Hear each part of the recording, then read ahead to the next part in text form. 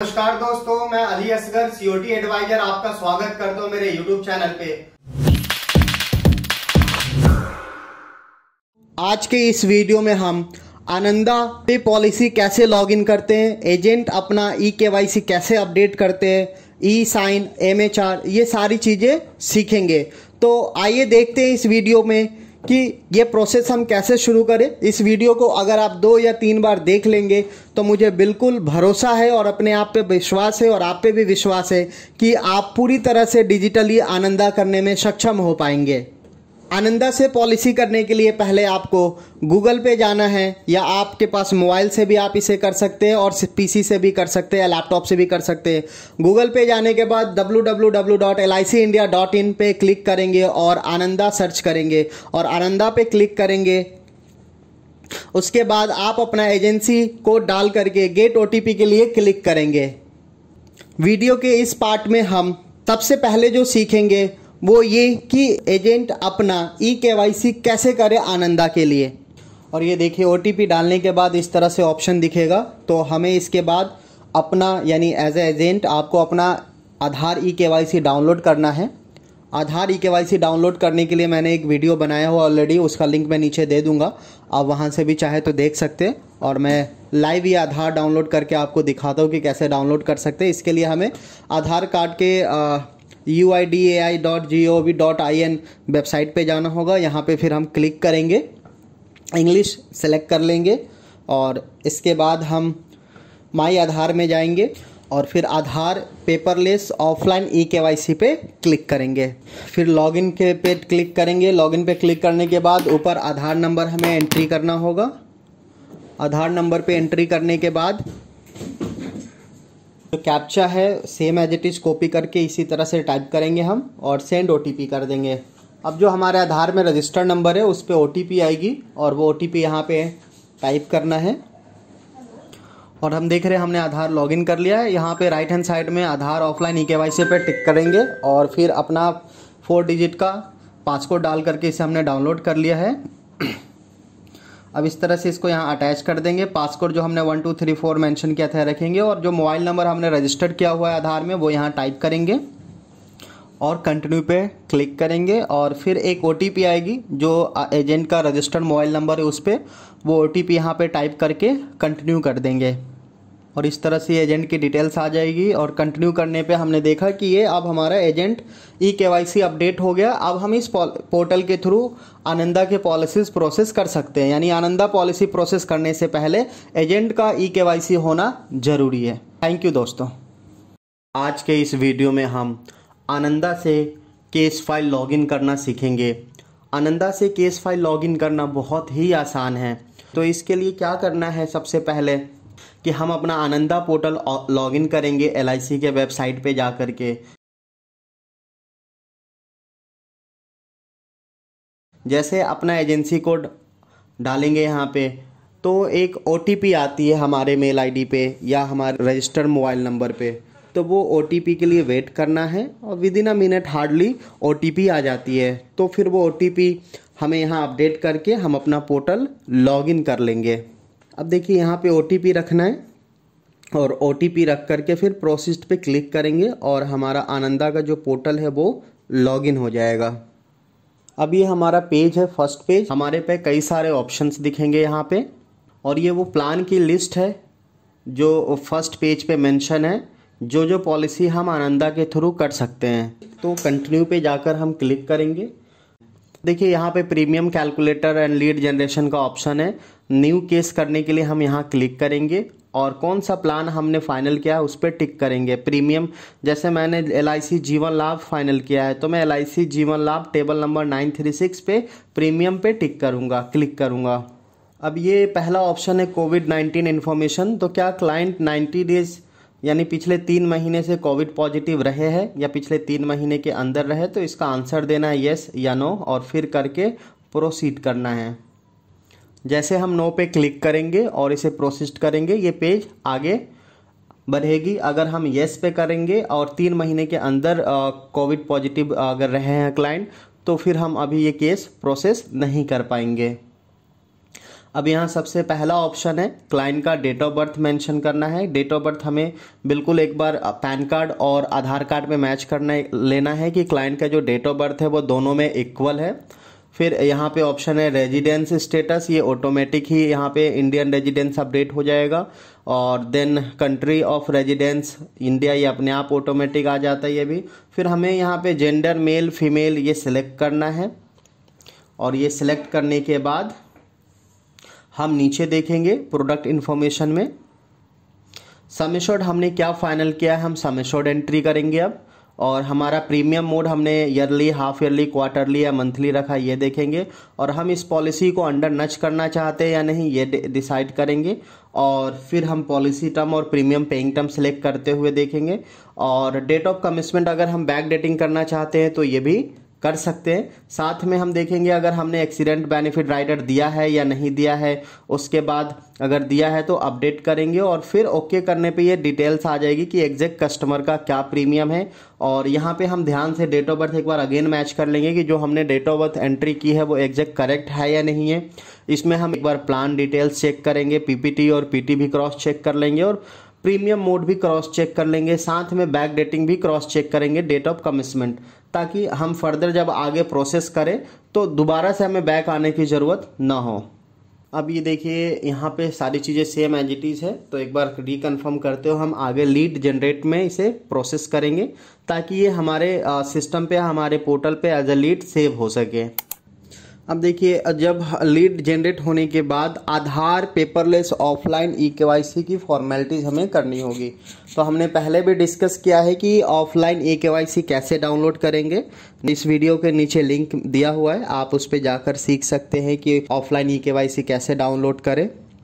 अब इस पे हम क्या आगे क्लिक करके कंटिन्यू करेंगे। क्लाइंट का वो मोबाइल नंबर यहाँ रखना होता है जो आधार में रजिस्टर्ड हो। फिर जो हम आधार ई-केवाईसी डाउनलोड करते समय पासकोड रखते हैं लाइक 1 2 3 4 या समथिंग एल्स, वो हम यहाँ पे एंट्री करेंगे। और इसके साथ फिर जो हमने आधार ई-केवाईसी फाइल डाउनलोड किया हुआ है वो फाइल हम डाउनलोड फोल्डर से ले करके यहाँ अटैच करेंगे।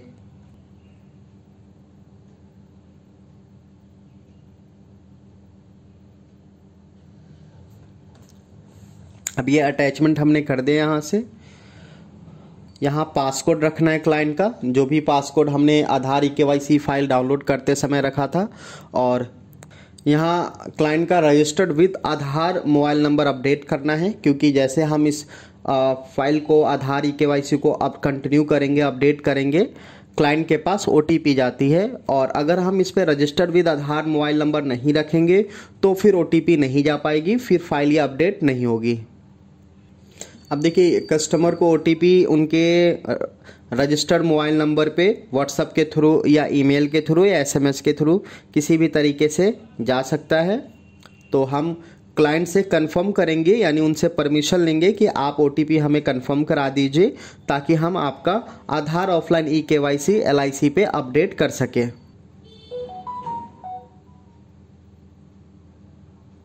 ये जैसे अपडेट करेंगे डिटेल्स आ जाती है। तो इसमें कस्टमर का मोबाइल नंबर भी लिखा होता है जो हमारे यहाँ अब सर्वर पे अपडेट होगा। तो एक बार मोबाइल नंबर रिकन्फर्म कर लेना है क्लाइंट से कि ये सेम है। और इस पे क्लाइंट का एड्रेस भी है। अब ये एड्रेस यहाँ पे परमानेंट एड्रेस में अपडेट करेंगे हम। क्लाइंट का मोबाइल नंबर और साथ में male female, date of birth, name, ये सारी चीज़ें ऑटोमेटिक सिस्टम आधार से फेच कर लेती है। तो ये हमें यहाँ एंट्री करने की ज़रूरत नहीं होती है। अब हम कंटिन्यू पे क्लिक करके आके प्रोसेस करेंगे इसे। फादर्स नेम अब यहाँ मेंशन करेंगे और स्पेलिंग एक बार रीचेक कर लेंगे कि रॉन्ग ना हो। यहाँ मदर्स नेम मेंशन करेंगे। एड्रेस सेम एज रेजिडेंशियल कर सकते हैं या फिर कम्युनिकेशन एड्रेस अगर हमें लगता है चेंज करना है तो चेंज कर सकते हैं, जहाँ पे क्लाइंट को पॉलिसी बॉन्ड पेपर रिसीव हो सके। और सबसे लास्ट में ईमेल एड्रेस है। ये ईमेल एड्रेस बहुत इंपॉर्टेंट है। तो ईमेल एड्रेस डालते समय बहुत बारीकी से ध्यान रखना है, क्योंकि जो भी कम्युनिकेशन हम करेंगे या जो भी ई-साइन के लिए डिटेल्स जाएगी वो इसी ईमेल ID पे जाएगी। तो एक बार बहुत बारीकी से देखकर ईमेल ID एंट्री करेंगे और अगेन एंड अगेन इसे रीचेक कर लेंगे। हम देखिए यहाँ पे age proof, Aadhaar with full DOB, address proof, identification, education, ये सब देखना है। तो मैरिटल स्टेटस मैंने मेंशन कर दिया मैरिड, और फिर place of birth, name of spouse जो भी है एक बार स्पेलिंग रीचेक कर लेंगे। यहाँ पे पैन नंबर मेंशन करना है क्लाइंट का, और सबसे ऊपर टॉप पे राइट हैंड साइड में एजुकेशन क्वालिफिकेशन भी मेंशन करना होता है। अब ये ऑक्यूपेशन डिटेल्स है, तो क्लाइंट का वर्क प्रोफाइल इसमें मेंशन करना है कि ये जो भी लिस्ट है इसमें से ये किसके अंतर्गत आते हैं। तो मैंने office goes not paying tax लिखा है, नेचर ऑफ ड्यूटी में सर्विस और सोर्स ऑफ इनकम सैलरी, और present name of present employer company का नाम मेंशन किया है, और कितने महीने से ये इस कंपनी में वर्किंग है मैंने ये मंथ में लिखा है, और साथ में इनके साल का एनुअल पैकेज क्या है ये मैंने यहाँ पे मेंशन किया है। अब एडिशनल इन्फॉर्मेशन है, क्या ये इनकम टैक्स फाइल करते हैं, येस नो, ये इन्होंने जीएसटी नंबर लिया हुआ है, येस नो, और कुछ क्वेश्चनायर है तो इन क्वेश्चंस के आंसर करना है। अब हम एडिशनल इन्फॉर्मेशन ऑफ प्रपोजर पे आ गए हैं। इस total insurance added in present proposal reasonable to income, तो इसमें हमें यस आंसर करना है इनके प्रोफाइल को देखते हुए। फिर एम्प्लॉयमेंट से क्या इनकी इनकम है ये यहाँ पे लिखेंगे, और टैक्स ब्रैकेट दिया हुआ है, टैक्स ब्रैकेट अगर क्लाइंट टैक्स फाइल नहीं करते तो यहाँ पे नील करेंगे, और अगर आईटीआर फाइल करते तो वो किस टैक्स ब्रैकेट में आते हैं 10% 20% उस पर टिक करेंगे। फिर हम इसे सेव एंड प्रोसीड कर देंगे। साथ में ये प्रीवियस इंश्योरेंस से रिलेटेड डिटेल्स है कि अगर पहले से क्लाइंट के पास कोई इंश्योरेंस पॉलिसी है तो हम उनकी डिटेल यहाँ पे मेंशन करेंगे। अब ये फैमिली हिस्ट्री से रिलेटेड पेज है, इसमें हम फादर की एज मेंशन करेंगे, मदर की एज मेंशन करेंगे, ब्रदर्स एज, अब सिस्टर एज इसमें अपडेट करेंगे,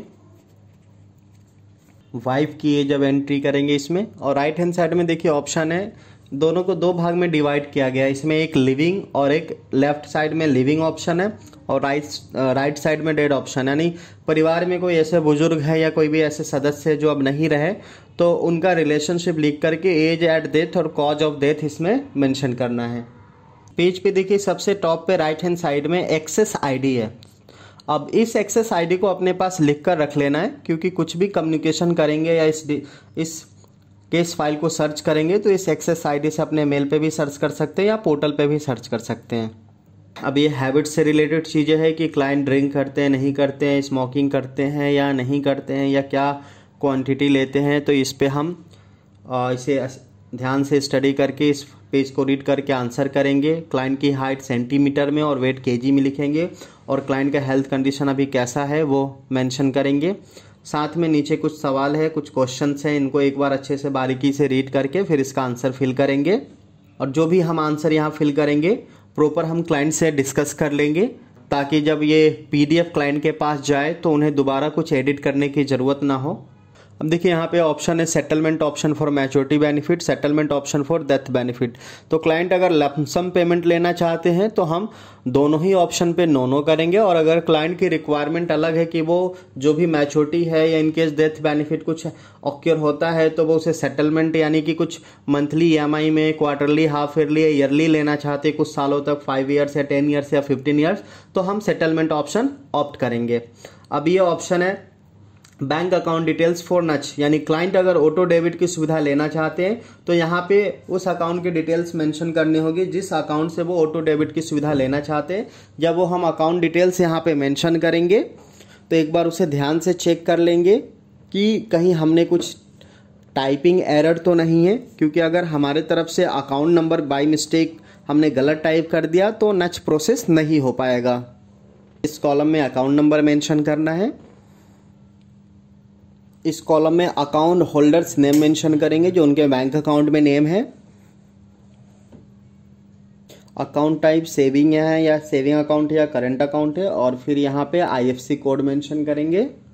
उसके बाद हमें bank account details for NEFT के लिए एक बार चेक करना है कि सेम अकाउंट में क्लाइंट मैच्योरिटी अमाउंट लेना चाहते हैं या डिफरेंट अकाउंट में लेना चाहते हैं, ये क्लाइंट पे डिपेंड करता है। अगर क्लाइंट चाहते हैं कि मैच्योरिटी अमाउंट सेम अकाउंट में ही ट्रांसफर किया जाए तो हम येस करेंगे, do you want to save the above bank details for NEFT, yes. फिर नीचे नॉमिनी डिटेल्स है, नॉमिनी 1 को रख सकते हैं, 2 को या 3 को भी रख सकते हैं, छोटे बच्चों को भी नॉमिनी बना सकते हैं। फिर उसमें हमें एक गार्जियन रखना होगा और यहाँ देखिए नॉमिनी नेम लिखेंगे, फिर उनके साथ क्लाइंट का रिलेशन क्या है वो लिखेंगे, क्लाइंट की एज, क्लाइंट उनको कितने % नॉमिनेशन देना चाह रहे हैं, 100% है या फिर 50% है, और फिर क्लाइंट का एड्रेस सेम एज करेंगे या कुछ डिफरेंट है नॉमिनी का एड्रेस, तो वो यहाँ पे क्लिक करेंगे या टाइप करेंगे। और अब ये कोरोना वायरस क्वेश्चनायर आ गया है। कोरोना वायरस क्वेश्चनायर में हमें कुछ चीज़ों का ध्यान रखना है, जैसे कि ये जो भी इनके क्वेश्चंस हैं, इनके क्वेश्चंस रीड करके इनका आंसर करना हमें येस या नो में, और येस या नो में आंसर करने के बाद सबसे लास्ट देखेंगे has like to be assured been vaccinated for novel corona virus, यानी क्या क्लाइंट ने वैक्सीन लगवा लिए हैं। तो अगर वैक्सीन उनका लगा हुआ है तो हम वैक्सीनेशन डेट डालेंगे, first date and second date, और यहाँ वैक्सीन का नाम लिखना है कि कोवैक्सीन है या कोविशील्ड है, जो भी उन्होंने वैक्सीन लगाया उसका नाम लिखेंगे। और यहाँ पे ऑप्शन है कि अगर क्लाइंट पिछले 2 कोविड लहर में अगर पॉजिटिव पाए गए हैं तो इसमें हमें आंसर करना है कि क्या डेट थी जब वो पॉजिटिव हुए थे और उस समय वो होम क्वारंटाइन हुए थे, हॉस्पिटलाइज हुए थे, या फिर कुछ अदर रीज़न था, तो वो हम यहाँ पे अपडेट करेंगे। और फिर लास्ट में इसमें एक सवाल है, have you experience any adverse reaction post vaccination, यानी वैक्सीन लगाने के बाद क्या क्लाइंट को कुछ एडवर्स फील हुआ था, यानी उनकी तबीयत खराब हुई थी, काफ़ी गंभीर कुछ ऐसा रीज़न आया था, तो वो येस या नो में आंसर करना है। सेव एंड प्रोसेस कर दिया मैंने आगे। अब ये देखिए ये टर्म एंड कंडीशन है कुछ, और फिर उसके बाद ये एजेंट कॉन्फिडेंशियल रिपोर्ट है, ACR है। तो ACR में हम फिल करेंगे क्लाइंट को हम कितने टाइम से जानते हैं, फिर उनकी इनकम और सैलरी शीट हमने लिया है नहीं लिया है, पैन नंबर। पहले तो इनके सवाल बारीकी से रीड करना है, जो भी क्वेश्चन है क्या पूछा गया है, और यहाँ पे मार्क्स ऑफ आइडेंटिफिकेशन लिखना है। अगर क्लाइंट ने कुछ पहचान चिन्ह अपना बताया है तो आप लिखेंगे, अगर नहीं बताया तो आपको नो करना होगा। अदरवाइज कोशिश यही करना है कि कुछ ना कुछ जो वो पहचान चिन्ह बताएं वो यहाँ पे एंट्री करें। और फिर नीचे हाइट वेट है। अब ये प्रपोजल हमारा कंप्लीट हो गया है। अब व्यू प्रपोजल पे जा करके एक बार प्रपोजल देख लेंगे। अब ये पूरी PDF फाइल है, तो इसे इत्मीनान से देखिए आप। और ये अब क्लाइंट को मेल जाने वाली है। अगर कुछ रिक्वायरमेंट है तो हम यहाँ पे एडिट प्रपोजल करके करेक्शन कर सकते हैं, और नहीं तो फिर हम पेमेंट वाले ऑप्शन पे प्रोसीड करेंगे। अब क्लाइंट अगर हमने पहले से BOC किया हुआ है तो अटैच BOC पे क्लिक करेंगे, और नहीं तो ऑनलाइन पेमेंट के लिए लिंक शेयर कर देंगे क्लाइंट को इस पर क्लिक करके। अब अटैच BOC पे आपने देखा होगा, मैंने एक और वीडियो बनाया how to do open BOC by Ananda, तो उसका लिंक मैं नीचे दे देता हूँ। अगर आप नहीं पता कि BOC कैसे करते हैं ऑनलाइन, तो एक बार आप वहाँ से चेक कर लीजिएगा। अब इसमें ऑप्शन है हम 2 BOC तक ऑनलाइन अपडेट कर सकते हैं। फिर हम इसे प्रोसीड करेंगे। और ये देखिए ये कस्टमर को वेरिफिकेशन लिंक चली गई है क्लाइंट के मेल ID पे, और आई थिंक ये व्हाट्सअप पे भी गई होगी। बिल्कुल व्हाट्सअप पे भी अब ये जाना शुरू हो गया है। अब हम क्लाइंट को कॉल करके उनसे कोऑर्डिनेट करेंगे और उन्हें बोलेंगे कि सर आपके मेल पे ई वेरिफिकेशन के लिए LIC से कुछ डिटेल्स आई होगी, तो एक बार आप क्रॉस चेक कर लीजिए और फिर उसे प्रोसेस कीजिए। तो अब हमारा पार्ट यहाँ पे कंप्लीट हो जाता है। अब नेक्स्ट पार्ट आगे इससे क्लाइंट का शुरू होता है। अब ये क्लाइंट का रोल शुरू हो गया है। देखिए क्लाइंट के व्हाट्सएप पे जो लिंक आई है, तो हम उससे प्रोसेस करने की कोशिश करते हैं आगे। अब हम यहाँ क्लिक करेंगे और ये लिंक है, लिंक पे हमने क्लिक कर दिया, और उसके बाद व्यू प्रपोजल क्लाइंट कर रहे हैं। अब ये देखिए वो अपना प्रपोजल देख रहे हैं कि उनको किसी तरह का कुछ स्पेलिंग वगैरह करेक्शन तो नहीं करना इसमें। अब यहाँ पे वो व्यू उन्होंने कर लिया। अगर उनको अपने हैंड से कुछ एडिट करना होता तो एडिट का भी ऑप्शन है, और फिर अब वो प्रोसीड करेंगे। अगर क्लाइंट ने पहले से ही पेमेंट किया हुआ है BOC के थ्रू, तो वो हमने इससे पहले डिस्कस कर लिया कि BOC कैसे अपडेट करना है। अगर क्लाइंट ने पहले से पेमेंट नहीं किया है तो प्रोसीड के जैसे लिंक क्लिक करेंगे उसके बाद ही पेमेंट का ऑप्शन दिखा देगा कि रिक्वायर्ड क्या प्रीमियम है। फिर हम all term and condition accept करके फिर हम पेमेंट के लिए प्रोसीड कर देंगे और पेमेंट सक्सेसफुल हो जाएगा। पेमेंट करते समय बस ये ध्यान रखना है कि जब भी हम पेमेंट करें LIC को, तो पेमेंट करने के बाद गेटवे पे 18 सेकेंड रुकना है, और ताकि सारी डिटेल सर्वर पे अपलोड हो सके और रिसिप्ट इमीडिएट बेसिस पे जनरेट हो सके, यानी पेमेंट करते ही बैक नहीं आना। जब हम पेमेंट कर देंगे उसके बाद सेम टाइम में ही क्लाइंट के पास एक ईमेल आ जाती है जिस पे ई साइन का ऑप्शन होता है, और पेमेंट करने के बाद भी हम उस गेटवे पे चले जाते हैं जहां पे हमें ई साइन करना होता है। तो हम सेम टाइम में एज अ क्लाइंट से ई साइन करवा सकते हैं, या फिर उनको मेल पे जो लिंक आई है वो उस पर भी क्लिक करके ई साइन कर सकते हैं। तो यहाँ पे ई साइन करने से पहले एक ऑप्शन आता है कि वो ये PDF देख ले ई साइन करने के लिए, उसके बाद देखने के बाद प्रोसीड कर दे ई साइन करने के लिए। ई साइन पे जब वो क्लिक करेंगे तो इस तरह से एक ऑप्शन दिखता है, यहाँ पे आपको आधार नंबर डालना होगा। आधार नंबर डालते ही OTP के लिए आप क्लिक करेंगे, और OTP के लिए जब आप क्लिक करेंगे आपके आधार रजिस्टर नंबर पे OTP आएगी। वो OTP आप इसमें टाइप करके फिर इसे वेरीफाई करेंगे, और इस तरह से आपका ई साइन यहाँ पे हो गया। आपने ई साइन कर दिया तो अब क्लाइंट के हैंड से उनका जो वर्क है क्लाइंट के लेवल का वो पूरा हो गया। अब जो वर्क होगा वो हमारे एजेंट के साइड का होगा, यानी एजेंट हमारे ई साइन करेंगे। उसके बाद अगर रिक्वायरमेंट होती है तो MHR हमारे DO या SBA सर करेंगे। दोस्तों अब आगे हम सीखेंगे ACR में ई साइन कैसे करते हैं। इसके लिए हम दोबारा लॉगिन कर सकते हैं अपना पोर्टल, और यूज़र ID आपका एजेंसी है, और पासवर्ड जो OTP आपके पास आएगी वो रखना है इस पर, और इस तरह से हम इसे लॉगिन कर लेंगे। आगे कंटिन्यू करेंगे और यहाँ अपना एक्सेस ID डाल करके चेक कर लेंगे कि क्या रिक्वायरमेंट अभी पेंडिंग है और क्या रिक्वायरमेंट हमारे तरफ से हो चुकी है।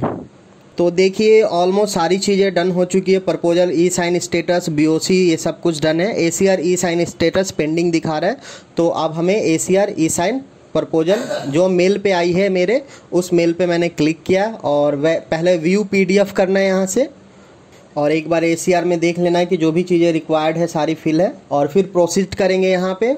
और यहाँ पे आधार OTP का ऑप्शन सिलेक्ट करेंगे, आधार OTP पे क्लिक करेंगे। आधार OTP पे क्लिक करने के बाद ऊपर आधार नंबर अपना मेंशन करेंगे। फिर गेट OTP पे क्लिक करते ही OTP रजिस्टर्ड मोबाइल नंबर पे मिलते ही फिर वो OTP हम यहाँ पे इमीडिएट बेसिस पे टाइप करेंगे और इसे सबमिट कर देंगे। और view and download sign proposal भी कर सकते हैं। तो इस तरह से हमारा ACR ई साइन कंप्लीट हो गया है। अब एक बार अगेन स्टेटस चेक कर लेंगे, और अगर MHR की रिक्वायरमेंट होती है तो अपने अपर अथॉरिटी लाइक DO या SBA सर से रिक्वेस्ट करके फिर हम MHR की फॉर्मेलिटीज़ पूरी करेंगे। और MHR कैसे करते हैं ये भी मैं आपको नेक्स्ट स्लाइड में दिखाता हूँ। अब देखिए हमने यहाँ पे रीचेक कर लिया अपना प्रपोजल नंबर रखकर दोबारा से, तो अब हमारा ACR e sign status complete हो गया। अब हम MHR ई स्टेटस पेंडिंग दिखा रहा है, तो अब हमें MHR की फॉर्मेलिटीज़ करवानी है। अब हम आगे इस वीडियो में MHR करना सीखेंगे, क्योंकि MHR का एक अहम रोल होता है, और ये हमारे सीनियर डेवलपमेंट ऑफिसर या SBA के थ्रू किया जाता है। तो इसके लिए दो ऑप्शन है। पहला ऑप्शन ये है कि जो MHR है ये डायरेक्ट हमारे SBA सर कर ले, उनके मेल पे लिंक आती है। सेकेंड ऑप्शन है कि उनसे परमिशन लेकर के हम